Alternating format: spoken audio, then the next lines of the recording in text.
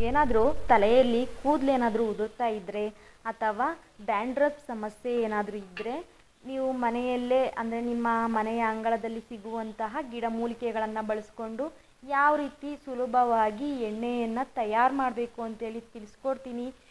ವಿಡಿಯೋವನ್ನು ಸ್ಕಿಪ್ ಮಾಡದೆ ಪೂರ್ತಿ ನೋಡಿ. ಹಾಗೆ ನೀವಿನ್ನು ನಮ್ಮ ಹಳ್ಳಿ ಮನೆ ಔಷಧಿ ಯೂಟ್ಯೂಬ್ ಚಾನಲನ್ನು ಸಬ್ಸ್ಕ್ರೈಬ್ ಆಗಿಲ್ಲ ಅಂದರೆ ದಯವಿಟ್ಟು ಸಬ್ಸ್ಕ್ರೈಬ್ ಮಾಡಿ. ಸೊ ಯೂಟ್ಯೂಬಲ್ಲಿ ಹೋಗಿ ಸರ್ಚಲ್ಲಿ ಹಳ್ಳಿ ಮನೆ ಔಷಧಿ ಅಂತೇಳಿ ಸರ್ಚ್ ಮಾಡಿದ್ರೆ ಸಾಕು ಸಿಗುತ್ತೆ. ಸೊ ನಾನು ಈಗ ಮೊದಲಿಗೆ ಒಂದು ಬಟ್ಲನ್ನು ತೊಗೊಂಡಿದ್ದೀನಿ. ನಾವು ಡೈಲಿ ರೆಗ್ಯುಲರ್ ಆಗಿ ಕಾಯಿಸುವಂತಹ ಬಟ್ಲು, ಆದ್ದರಿಂದ ಇದೆಲ್ಲ ತುಂಬ ಕಪ್ಪಾಗಿದೆ. ಅರ್ಧ ಟೇಬಲ್ ಸ್ಪೂನಷ್ಟು ನಾನು ಈಗಾಗಲೇ ಮೆಂತೆಯನ್ನು ಹಾಕ್ಕೊಂಡಿದ್ದೀನಿ. ಈಗ ನಾನು ಸುಮಾರು ಒಂದು 2ರಿಂದ 3 ದಾಸವಾಳದ ಈ ಹೂವಿನ ದಳಗಳನ್ನು ನಾನು ಈಗ ಚಿಕ್ಕದಾಗಿ ಬಿಡಿಸಿ ಹಾಕ್ಕೊಳ್ತಾ ಇದ್ದೀನಿ ಬಟ್ಲಿಗೆ. ನಾನು ನೋಡಿ, ನನಗೆ ಇಲ್ಲಿ ನೀವು ಯಾವುದೇ ರೀತಿಯ ಹೂವನ್ನಾದರೂ ಬಳಸ್ಬೋದು. ಕೆಂಪು ಅಥವಾ ಹಳದಿ, ಬಿಳಿ ಯಾವ ಬಣ್ಣದ್ದಾದರೂ ನೀವು ಬಳಸಿ. ನನಗೆ 2 ಹೂವು ಸಿಕ್ಕಿರೋದ್ರಿಂದ ನಾನು 2 ಹೂಗಳನ್ನು ನಾನು ಇಲ್ಲಿ ಬಳಸ್ಕೊತಾ ಇದ್ದೀನಿ. ಇದ್ರ ಜೊತೆಗೆ ನಾನು ಸ್ವಲ್ಪ ಪ್ರಮಾಣದಲ್ಲಿ ಕರಿಬೇವಿನ ಸೊಪ್ಪನ್ನು ಕೂಡ ಬಳಸ್ತಾ ಇದ್ದೀನಿ. ಹಸಿ ಕರಿಬೇವಿನ ಸೊಪ್ಪು ಆದಷ್ಟು ತೊಳೆದು ಉಪಯೋಗಿಸಿ.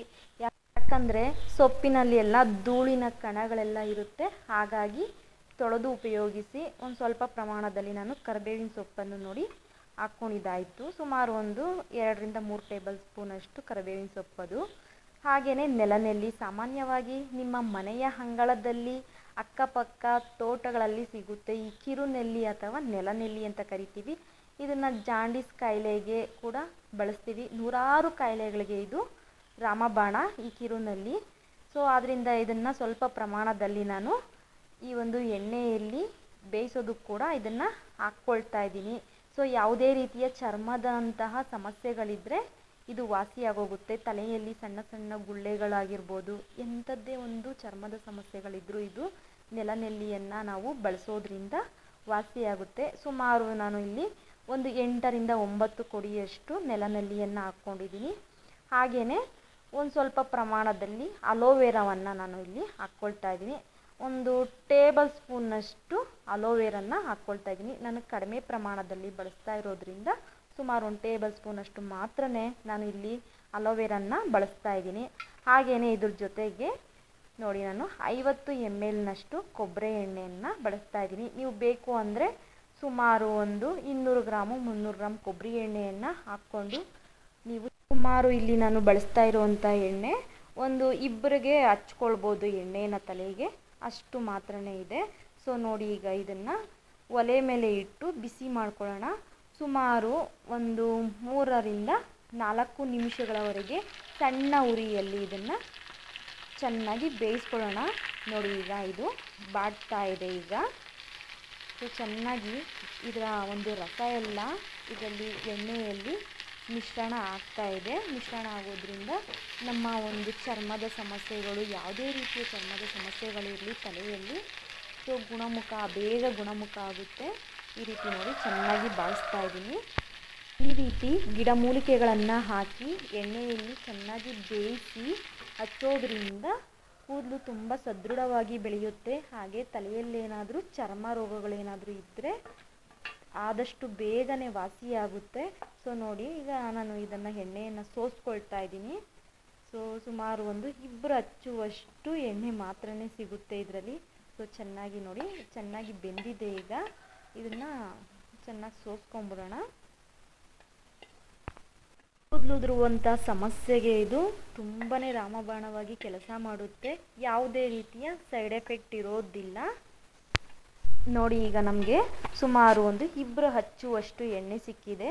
ನೋಡಿ, ಇದೇ ಎಣ್ಣೆಯನ್ನು ನೀವು ನಿಮ್ಮ ಮುಖದಲ್ಲಿ ಏನಾದರೂ ಪಿಂಪಲ್ಸ್ ಇದ್ದರೆ, ಮುಖದಲ್ಲಿ ಏನಾದರೂ ಚರ್ಮ ರೋಗದಂಥ ಸಮಸ್ಯೆಗಳೇನಾದರೂ ಇದ್ದರೆ ಈ ಎಣ್ಣೆಯನ್ನು 10 ನಿಮಿಷಗಳ ಕಾಲ ಮಸಾಜ್ ಮಾಡೋದ್ರಿಂದ ಮುಖದಲ್ಲಿರುವಂತಹ ಚರ್ಮದ ಸಮಸ್ಯೆಗಳು ಬೇಗನೆ ವಾಸಿಯಾಗುತ್ತೆ. ಹಾಗೆಯೇ ಕೂದಲು ಉದುರ್ತಾ ಇದ್ದರೆ, ನಿಮ್ಮ ತಲೆಯಲ್ಲಿ ಏನಾದರೂ ತುಂಬಾ ಒಟ್ಟು ಸುಳಿಯೋದು ಅಥವಾ ಡ್ಯಾಂಡ್ರಫ್ ಸಮಸ್ಯೆ ಏನಾದರೂ ಇದ್ದರೆ ಹಚ್ಚೋದ್ರಿಂದ ಆದಷ್ಟು ಬೇಗನೆ ಪರಿಹಾರವನ್ನು ಕಂಡುಕೊಳ್ಬೋದು. ಹಾಗೆಯೇ ನೀವು ಇದೇ ಎಣ್ಣೆಯನ್ನು ನಿಮ್ಮ ಒಂದು ಕೈಗಳಿಗೆ ಅಥವಾ ಕಾಲುಗಳಿಗೂ ಕೂಡ ಅಪ್ಲೈ ಮಾಡಿ ಮಸಾಜ್ ಮಾಡೋದ್ರಿಂದ ಚರ್ಮ ರೋಗದಂತಹ ಸಮಸ್ಯೆಗಳೇನಾದರೂ ಇದ್ದರೆ ಆದಷ್ಟು ಬೇಗನೆ ವಾಸಿಯಾಗುತ್ತೆ. ನೋಡಿ, ಈಗ ಉಳಿದಿರುತ್ತಲ್ಲ, ಎಣ್ಣೆ ಸೋಸ್ಕೊಂಡಾದ್ಮೇಲೆ ಪಿಪ್ಪೆ ಉಳಿದಿರುತ್ತಲ್ಲ, ಇದನ್ನ ಏನು ಮಾಡ್ತೀರಾ? ಸೊ ಇದನ್ನು ಬಿಸಾಕಕ್ಕೆ ಹೋಗಬೇಡಿ. ಸೊ ಎರಡನ್ನು ನೋಡಿ ಈ ರೀತಿ ಎರಡೂ ಕೈಗಳಿಗೆ ಉಜ್ಜಿಬಿಟ್ಟು ಅದು ಸ್ವಲ್ಪ ಸ್ವಲ್ಪ ಪುಡಿಯಾಗುತ್ತೆ. ಆಗ ಅದನ್ನು ಎರಡೂ ನೋಡಿ ನಿಮ್ಗೆ ಕೈಗಳಿಗೆ ಕಾಲುಗಳಿಗೆ ಇದನ್ನು ಅಪ್ಲೈ ಮಾಡೋದ್ರಿಂದ ಎಂಥದೇ ಚರ್ಮದ ರೋಗದ ಸಮಸ್ಯೆಗಳಿದ್ರೂ ಆದಷ್ಟು ಬೇಗನೆ ಪರಿಹಾರವನ್ನು ಕಂಡುಕೊಳ್ಬೋದು. ನೋಡಿ ಯಾವ ರೀತಿ ಆಗಿದೆ ಇದೆಲ್ಲ. ಸೊ ಇದರಲ್ಲಿ ಇನ್ನೂ ಎಣ್ಣೆನೇ ಇದೆ. ಸೊ ಇದನ್ನು ಈ ರೀತಿ ಮಾಡ್ಬೋದು. ಪಿಪ್ಪೆಯನ್ನು ಬಿಸಾಕುವಂಥ ಅವಶ್ಯಕತೆ ಇಲ್ಲ. ಸುಮಾರು ಇದನ್ನು ಒಂದು ವಾರದವರೆಗೆ ಹಾಗೆ ಎಂದರಲ್ಲಾದರೂ ಶೇಖರಣೆ ಮಾಡಿಟ್ಕೊಂಡು ಸೊ ಕೈ ಕಾಲುಗಳಿಗೆ ಒಂದು ಮಸಾಜ್ ರೂಪದಲ್ಲಿ ಮಾಡಿ ಅಪ್ಲೈ ಮಾಡೋದ್ರಿಂದ ಚರ್ಮ ರೋಗದಂಥ ಸಮಸ್ಯೆಗಳು ವಾಸಿಯಾಗುತ್ತೆ. ಹಾಗೆಯೇ ಇದನ್ನು ಯಾವ ರೀತಿ ಅಂದರೆ ಮಸಾಜ್ ಮಾಡಿ 1 ಅವರ್ ಬಿಟ್ಟು ಆಮೇಲೆ ನೀವು ಯಾವ ಒಂದು ಸೋಪನ್ನು ಬಳಸ್ತೀರೋ ಆ ಸೋಪಿನ ಒಂದು ಮುಖಾಂತರ ತೊಳಿಬೋದು. ಸೋಪನ್ನು ಹಾಕಿ ನೀವು ಒಂದು ಕೈ ಕಾಲುಗಳನ್ನು ತೊಳಿಬೋದು. ಚರ್ಮ ರೋಗದಂಥ ಸಮಸ್ಯೆಗಳಿಗೆ ಇದು ಒಂದು ಅತ್ಯುತ್ತಮವಾದಂತಹ ಒಂದು ಮನೆಮದ್ದು. ಈ ಚಿಕ್ಕ ಮಾಹಿತಿಯನ್ನು ದಯವಿಟ್ಟು ನಿಮ್ಮ ಫ್ರೆಂಡ್ಸ್ಗೂ ಶೇರ್ ಮಾಡಿ, ನಿಮ್ಮ ಅಭಿಪ್ರಾಯಗಳನ್ನು ಕಮೆಂಟ್ ಮಾಡಿ, ವಿಡಿಯೋಗೊಂದು ಲೈಕ್ ಮಾಡಿ. ಇನ್ನಷ್ಟು ಅಪ್ಡೇಟ್ಗಾಗಿ ಹಳ್ಳಿ ಮನೆ ಔಷಧಿ ಪೇಜನ್ನು ಫಾಲೋ ಮಾಡಿ. ಹಾಗೆ ಹಳ್ಳಿ ಮನೆ ಔಷಧಿ ಯೂಟ್ಯೂಬ್ ಚಾನಲನ್ನು ಸಬ್ಸ್ಕ್ರೈಬ್ ಮಾಡಿ. ನಿಮ್ಮ ಆರೋಗ್ಯದ ಕಡೆ ಗಮನ ಹರಿಸಿ. ಪ್ರತಿಯೊಬ್ಬರಿಗೂ ತುಂಬು ಹೃದಯದ ಧನ್ಯವಾದಗಳು.